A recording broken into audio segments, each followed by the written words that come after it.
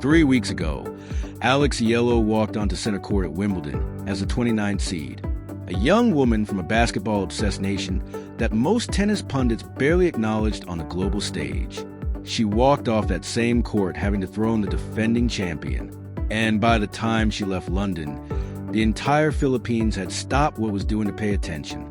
Now she's landed in Washington, D.C., entered in both the singles and doubles draws at the Mubadala D.C. Open, and the tennis world is still processing the aftershocks of what this 21-year-old has accomplished in the span of a single summer. Let's be clear about something. When Alexandra Ella's name appeared on the entry list for this WTA 500 event in Washington, the reaction across social media, across Filipino fan communities, across tennis forums worldwide was not the polite curiosity you might expect for an unseeded player entering a mid-tier tournament. It was a full-scale eruption. And to understand why, you have to rewind a little and trace the chain of events that brought us to this point. Because the story of Alex Eala in 2026 is not a story of one good week or a lucky draw or a fleeting moment in the spotlight. It is a story of an athlete assembling the pieces of something rare and significant one tournament at a time with a consistency and a composure that belies her age. She started this season ranked 53rd in the world.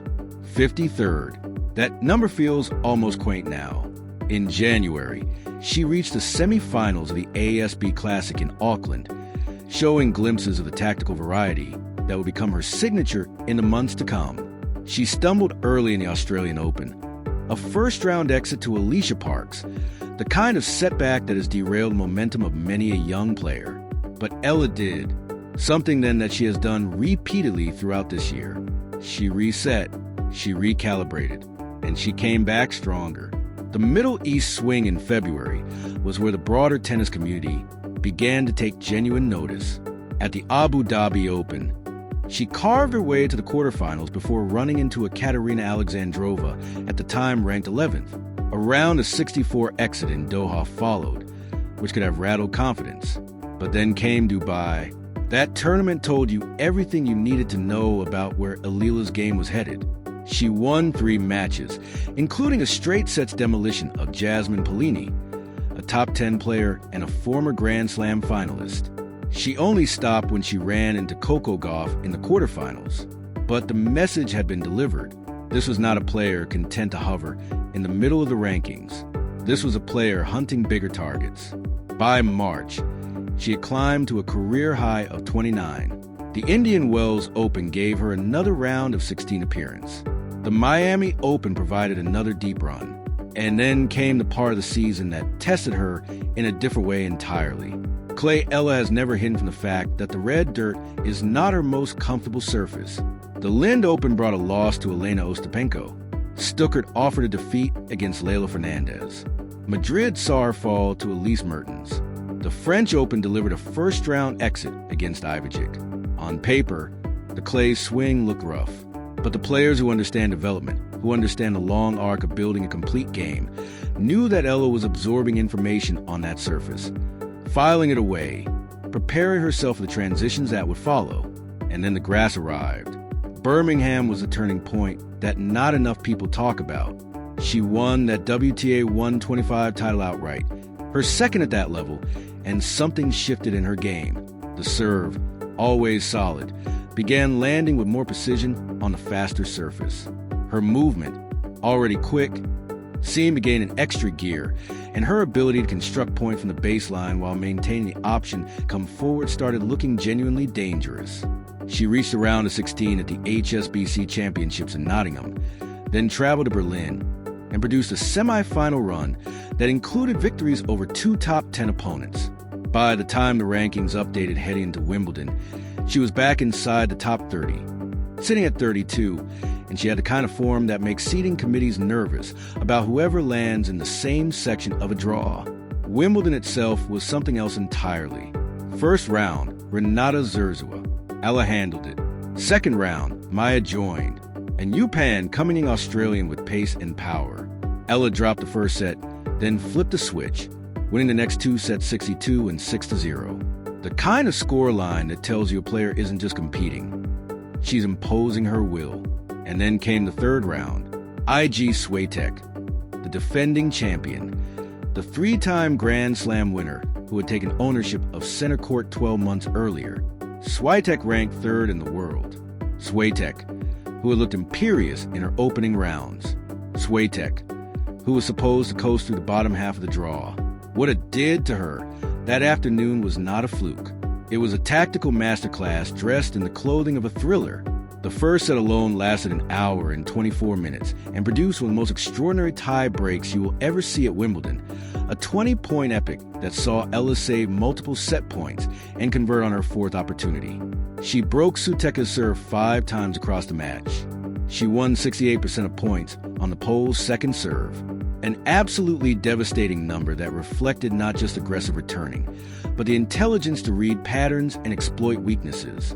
Swiatek committed 44 unforced errors to Eala's 21. The score line read 76-119 in the breaker, then 62 straight sets, though the first set alone felt like a full match.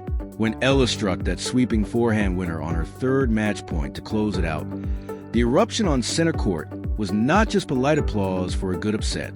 It was genuine. A commentary team scrambled to contextualize what they had just witnessed. Social media across the Philippines crashed under the weight of simultaneous celebration, and in the locker room afterward, a quiet young woman from Manila had just made history in a way that no Filipino tennis player, male or female, had ever managed before. The fourth round brought Jasmine Paolini, the 13th seed and the 2024 Wimbledon finalist, a player who carried a personal grudge after Eala had beaten her in Dubai earlier in the year. This time, Paolini was ready. The Italian took the first set 6-4, was broken back in the second as Eala refused to yield, then watched the Filipinas save 3 break points at 5 to 3 down with 5 consecutive points to level the match. In the decider, experience told Paolini 163, and Eala's Wimbledon was over. But the ovation she received as she left center court spoke volumes. A standing ovation for a player who had just lost because everyone in that stadium knew they had watched something more than a tennis match. They had watched the announcement of an arrival. In the days that followed, the world got to see the other side of what Eala's tennis means. She flew home to Manila and was greeted by a delegation from the Philippine Sports Commission and the Philippine Olympic Committee. The following day, she stood inside Malacanang Palace, the official residence of the President of the Philippines, and received a presidential citation from President Ferdinand Marcos Jr. himself. She told the assembled dignitaries, "I feel very seen." She told them that the hours that are not on television, the training sessions and the travel and the solitary work felt validated. She spoke in Filipino and said, "Lubusha Nagma paging Filipino. I am very proud to be Filipino."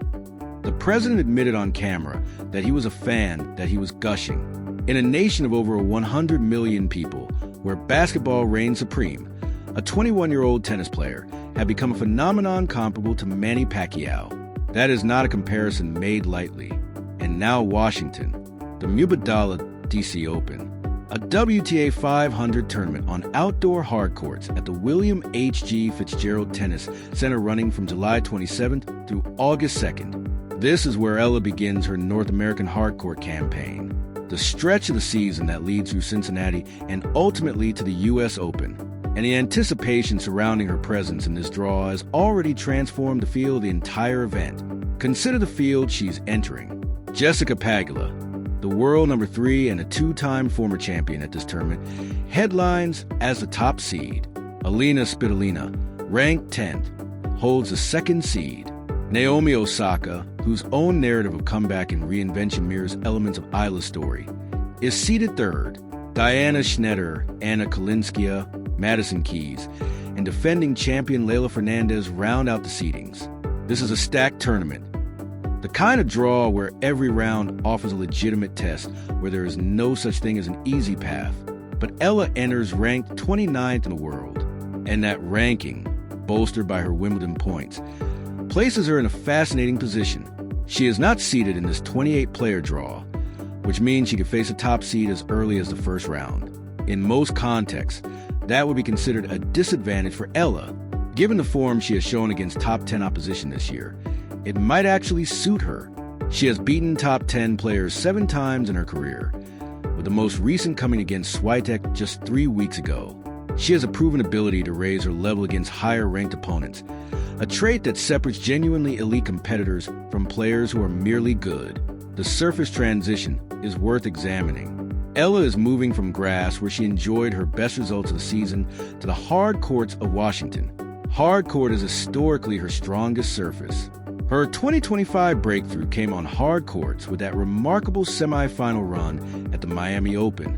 Her 2026 results on the surface include the Abu Dhabi quarterfinal, the Dubai quarterfinal against golf, the Indian Wells round of 16, and the ASB Classic semifinal in Auckland.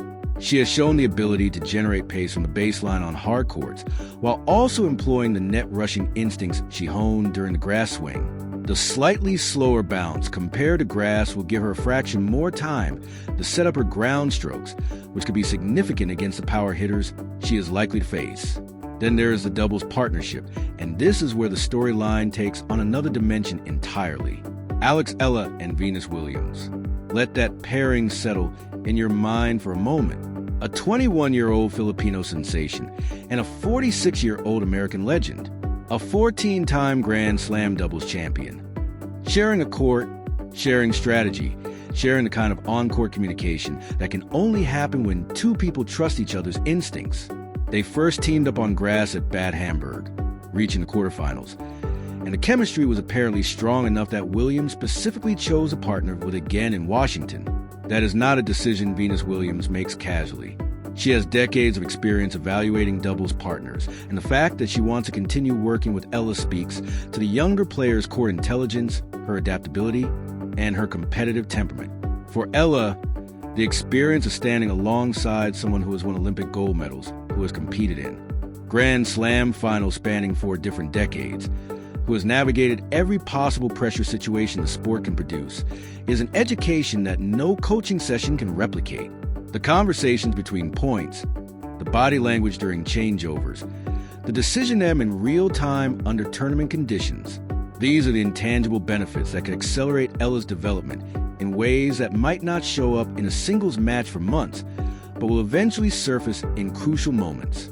What makes the fan reaction so intense is the convergence of all these threads at once. The Wimbledon run, the presidential reception, the ranking surge, the Venus-Williams partnership, the U.S. Open looming on the horizon. Filipino fans are not simply hoping Eala does well at the D.C. Open. They're investing emotionally in a trajectory, a journey that feels like it is building towards something historic. Public viewing events are already being organized in Manila, Cebu, and Davao. Social media groups dedicated to tracking her results have swelled to tens of thousands of members. The diaspora community across the United States, particularly in the D.C. metropolitan area, which is one of the largest Filipino populations in the country, is planning to attend in person. This is no longer just tennis fandom. This is cultural event, national identity expressed through sport. From a tactical standpoint, the hard courts of Washington will ask specific questions of Eala's game. The bounces will be truer than on grass, which means opponents will have more time to set up their returns against her serve. Her first serve percentage, which hovered around 63% at Wimbledon, will need to stay high because the margin for error decreases when the surface offers less natural assistance. On the return side, Eala's ability to stand close to the baseline and take the ball early, a habit she developed during the grass swing, could translate beautifully to hard courts. Against players like Osaka or Pegula, who rely on heavy ground strokes and deep ball placement, the willingness to step inside the baseline and compress rally time could be a decisive weapon. Her movement is another asset that translates well across surfaces. At 5 foot, Eala has the reach and the stride length to cover the court efficiently, but it is her lateral quickness that really stands out. During the Swatch match tracking data showed she covered significantly more ground than her opponent, while maintaining a higher percentage of balls returned inside the service boxes. That kind of athletic efficiency does not disappear when you change surfaces. If anything, the more predictable bounce of a hard court should make her footwork even more reliable. The mental side is perhaps the most fascinating element heading into Washington. Eala has spent the last 3 weeks processing an experience that would overwhelm many seasoned veterans, let alone a player still relatively new to the upper echelons of the tour. She went from the intensity of center court to a presidential palace to the adulation of an entire nation. The question now is how she channels that energy. Does the weight of expectation become a burden, or does the validation give her freedom? Based on everything she has shown this year, the evidence points strongly toward the latter. Eala has repeatedly demonstrated the ability to compartmentalize external noise and focus on process-oriented goals during matches. Her post-match interviews consistently reference specific tactical adjustments rather than emotional reactions, a maturity that coaches around the tour have noted with respect. There's also the matter of what the DC Open represents in the broader context of her season. This is not an isolated event. It is the opening act of a North American swing that includes Cincinnati and then the U.S. Open, where she is expected to compete in the main draw. How she performs in Washington will set the tone for the weeks ahead. A deep run here would add ranking points, build confidence on hard courts, and create momentum heading into the bigger events. Even a first-round loss, if it comes against quality opposition, could provide valuable data about what adjustments are needed for the faster, higher-bouncing hard courts of Flushing Meadows. The draw ceremony in Washington will reveal the specific path that awaits her. And regardless of who lands opposite her name, the atmosphere will be charged with an energy that this tournament has rarely seen. The Filipino community in D.C. is preparing to turn the Fitzgerald Tennis Center into something approaching a home match for Eala. Flags, chants, coordinated support. This is the kind of atmosphere that can lift a player or suffocate them. And Eala has shown, particularly at Wimbledon, that she feeds off crowd energy rather than shrinking from it. So here we are, the girl who learned tennis on courts built for other sports in the Philippines, who turned professional at 14, who spent years grinding through ITF events and WTA 125 tournaments, who climbed from outside the top 100 to the verge of the top 25 in the space of 18 months, is about to step onto the hard courts of Washington with the eyes of a nation trained on her every move. She carries a 30-18 record for the season. She carries a career-high ranking of 28. She carries a win over the defending Wimbledon champion. And she carries in her doubles bag the trust of Venus Williams, perhaps the greatest doubles player of her generation, who looked at all the options available and said, "Yes, that is who I want beside me." Washington is ready. The fans are ready. The question now is whether the rest of the draw is ready for what Alexa has become. Because what she showed at Wimbledon was not a peak, it was a platform. And the next chapter begins in 3 days on the hard courts of the American capital, where a young woman from Manila intends to prove that everything you just witnessed was only the fitting.